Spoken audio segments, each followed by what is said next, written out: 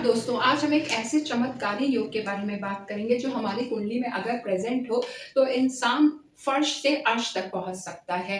ऐसा योग, ऐसा महायोग जो एक चाय बेचने वाले को देश का प्रधानमंत्री बना सकता है, जो अमिताभ बच्चन को बॉलीवुड का शहंशाह बना सकता है, आइंस्टाइन को आइंस्टाइन बना सकता है, बैरक ओबामा को बैरक ओबामा बना सकता है। ऐसे ही महायोग को कहते हैं नीच भंग राजयोग।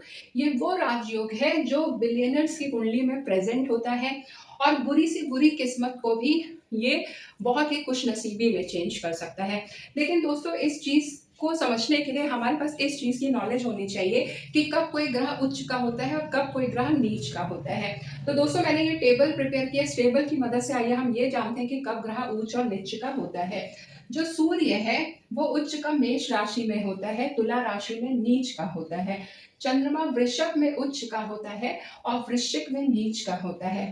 मंगल मकर में उच्च का होता है, कर्क में नीच का होता है। बुध कन्या में उच्च का होता है, पाइसेस यानी कि मीन में नीच का होता है। जुपिटर कर्क में उच्च का होता है, मकर में नीच का होता है। शुक्र मीन में उच्च का होता है, वर्गो यानी कि कन्या में नीच का होता है। सैटर्न लिब्रा में उच्च का होता है, तुला में और एरीज में नीच का होता है। जो मेष राशि के मालिक है वो मंगल माने जाते हैं। वृषभ राशि के जो मालिक है वो शुक्र है, मकर के शनि है, कन्या के बुध, कर्क के चंद्रमा है, पाइसेस यानी कि मीन के बृहस्पति हैं और तुला के भी शुक्र है।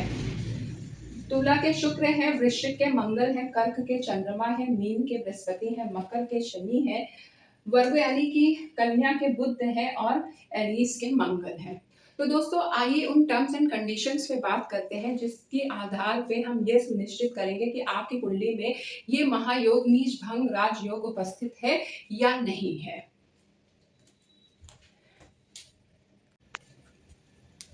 दोस्तों, मैंने ये सारे केसेस लिख दिए हैं जब हमारी कुंडली में या आपकी कुंडली में नीच भंग राजयोग प्रेजेंट होता है। ठीक है, तो आइए बात करते हैं पहले केस के बारे में। साइन लॉर्ड इन सेंटर, यानी कि जिस राशि में ग्रह नीच का होता है अगर उसकी स्थिति केंद्र में है तो क्या होता है, तो भी आपका जो ग्रह की निष्ठा है, यहाँ पे बृहस्पति की निष्ठा कब भंग होगी, जब मकर का स्वामी शनि सेंटर में बैठेगा। सेंटर यानी कि यहाँ बैठेगा, यहाँ बैठेगा और यहाँ बैठेगा। ठीक है, तो दोस्तों, अगर सपोज किसी का मकर लग्न की कुंडली है, लग्न पे जुपिटर बैठा हुआ है लेकिन उसका स्वामी Shani 4th house, 7th house या 10th हाउस में प्लेस्ड है, तो ऐसे केस में क्या होती है, ग्रह की निष्ठा भंग हो जाती है और ये बनाता है नीच भंग राजयोग। अब ऐसे स्थिति में ग्रह की निष्ठा भंग करने वाला कौन सा ग्रह है, शनि खुद है। ठीक है, तो अगर शनि की महादशा ऐसे इंसान को मिलेगी तो फिर क्या होगा, वो लाइफ में बहुत प्रॉस्पर करेगा। सेकंड क्या है, प्लैनेट्स एक्सॉल्टेड राशि। अब जुपिटर हमारा उच्च का कब होता है, जुपिटर होता है उच्च का हमारा कर्क राशि में। कर्क राशि का स्वामी कौन होता है, चंद्रमा, मैंने अभी आपको बताया था। सपोज अगर यहाँ पे किसी का चंद्रमा बैठा हुआ है, या मान ली मैं कहती हूँ यहाँ पे सपोज चंद्रमा बैठा हुआ है, तो ऐसे केस में भी क्या होता है, बृहस्पति ग्रह की जो नीचता है वो क्या हो जाएगी, भंग हो जाएगी। ठीक है, तो ये हो गया केस 2। अगर प्लैनेट जिस राशि में उच्च का होता है वो अगर फर्स्ट, फोर्थ या 10th हाउस में बैठ जाए, सॉरी 4th, 7th और 10th हाउस में बैठ जाए, तो भी क्या होती है, ग्रह की निष्ठा भंग हो जाती है। ऐसे जातक को अगर सपोज यहाँ पे निष्ठा भंग करने वाला कौन सा ग्रह है, चंद्रमा, अगर जातक को चंद्रमा की महादशा मिलती है तो वो लाइफ में बहुत आगे बढ़ेगा। मे बी इनिशियल स्ट्रगल्स हो बट वो आगे बढ़ेगा। थर्ड है प्लेसमेंट विद एक्सॉल्टेड प्लैनेट। ठीक है दोस्तों, अब देखिए यहाँ पे मैं थोड़ा सा चेंजेस लाऊंगी।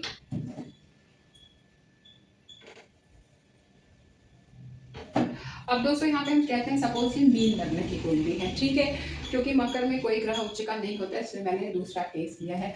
अब मीन में क्या है कि आपका जो शुक्र है वो उच्च का होता है। ठीक है, मीन में यानी कि पाइसेस में शुक्र उच्च का होता है, लेकिन उसी दूसरी तरफ जो आपका बुध है, मरकरी है, वो डेबिटेटेड यानी कि नीच का हो जाता है। अब यहाँ पे मरकरी ग्रह की नीचता को भंग करने वाला कौन सा ग्रह है, वीनस। ठीक है, यहाँ पे वीनस क्या कर रहा है, उच्च का होके नीच के बुध की नीचता को भंग कर रहा है। ठीक, लेकिन दोस्तों यहाँ पे थोड़ा सा एक्सेप्शन है। अब देखिए, मीन लग्न की कुंडली में ये जो वीनस है ये 8th हाउस का लॉर्ड हो जाता है। ठीक, और एक थ्योरी के हिसाब से क्या है कि अगर नीचता भंग करने वाला ग्रह 6th, 8th या 12th हाउस का लॉर्ड हो तो फिर ऐसे केस में निष्ठा भंग करने में वो कामयाब नहीं होता है, ठीक है। और तो यहाँ पे बुध की निष्ठा को शुक्र काफी हद तक भंग करेगा। जितना बुरा असर नीच के बुध से जातक को मिलना था वो नहीं मिलेगा, लेकिन जितना बेनिफिट भी मिलना था वो नहीं मिलेगा, क्योंकि ये जो 8th हाउस का लॉर्ड है वो निष्ठा को भंग कर रहा है, ठीक है। तो हमने देखे 3 केसेस किए। अब क्या है, एक्सपेक्टिंग ईच अदर, ठीक।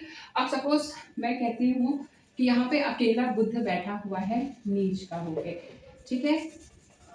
अब नीच का बुध जो है वो क्या है, किस राशि में नीच का है, 12th यानी कि मीन राशि में बुध जो है वो नीच का है। अब बुध पे अगर यहाँ सीधे सीधे जुपिटर की दृष्टि पड़ रही हो, 7th दृष्टि, तो भी क्या होगी, बुध ग्रह की नीचता भंग हो जाएगी। ऐसी स्थिति में अगर जुपिटर की दशा जातक को मिलती है तो जातक बहुत आसानी से बहुत कुछ लाइफ में अचीव करेगा।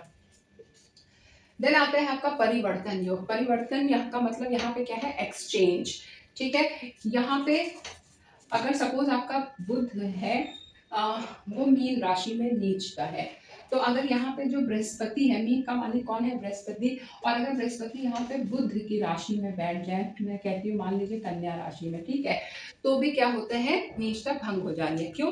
क्योंकि बुध बृहस्पति की राशि में है और बृहस्पति बुध की राशि में है, ठीक है। तो अगर राशियों का एक्सचेंज हो जाता है तो भी ग्रहों की जो नीचता है वो भंग हो जाती है और नीच भंग राजयोग का निर्माण होता है। और निष्ठा भंग करने वाले ग्रह की अगर जातक को दशा मिल जाए तो वो लाइफ में बहुत आगे बढ़ता है। Now debilitated in D1 and exalted in D9। Suppose दोस्तों कोई ग्रह है वो आपकी लग्न कुंडली में नीच का है, लेकिन नवमांश कुंडली में जाके वो उच्च का हो जाता है, तो भी उसकी नीचता को इग्नोर करना पड़ेगा।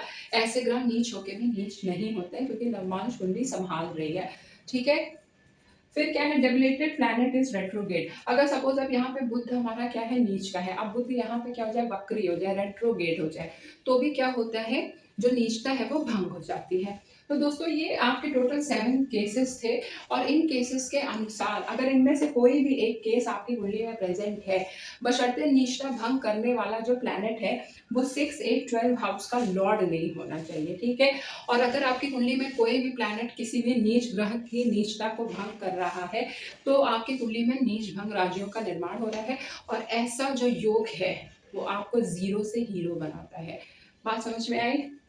अब बात करते हैं टाइमिंग की। दोस्तों नीच भंग राजियों को अपना असर दिखाने के लिए कम से कम आफ्टर 36, जब आप 35, 36 क्रॉस कर लेते हैं तब ये महायोग अपना असर दिखाता है। लेकिन दोस्तों एक बार दिखाता है तो ज़बरदस्त दिखा लेता है। आप मोदी को देख लीजिए, वो भी जवानी में कुछ नहीं थे, आज बुढ़ापे में सब कुछ हैं। अमिताभ बच्चन भी अपने पीक एज में इतने पॉपुलर नहीं थे जितने शायद वो अब हैं या आज से 10 साल पहले थे। Barack Obama, Einstein. तो अगर ये योग आपकी कुंडली में बन रहा है तो ज़िंदगी के किसी न किसी मोड़ पे आपको बहुत मिलेगा।